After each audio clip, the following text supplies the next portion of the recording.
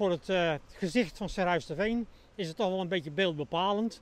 Dus dat is een van de redenen dat hij er weer op staat. En het is een monument, dus hij hoort erop te staan.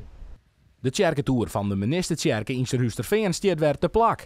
Maar een kraan waar het gevaarte van zo'n 100 kilo op het plak weer omzet, werd het oorlog lang net stien had.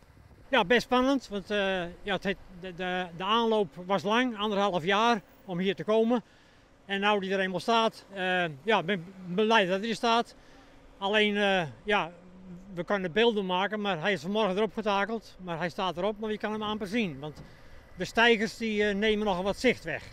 Op de steigers wordt de aankomende weken nog hard werken om de Tour definitief te bevestigen, te verven en aan te timmeren. De Tour wie eind 2004 ook al eens verzoen van grut onderhoud, maar daar wie er eind 2022 alweer rond ta. Het is eigenlijk een kleine toren, maar toch een groot project van toch wat om en nabij de ton. En dus er kon wel mooi tijd in die fondsen werven. En ik moet zeggen dat we verschillende fondsen ook bereid gevonden hebben om er aan bij te dragen. En daar zijn we hen zeer erkentelijk voor.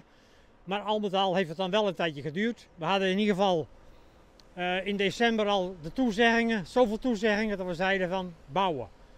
En daar zijn ze in januari mee gestart. En het resultaat is dat hij er nu staat.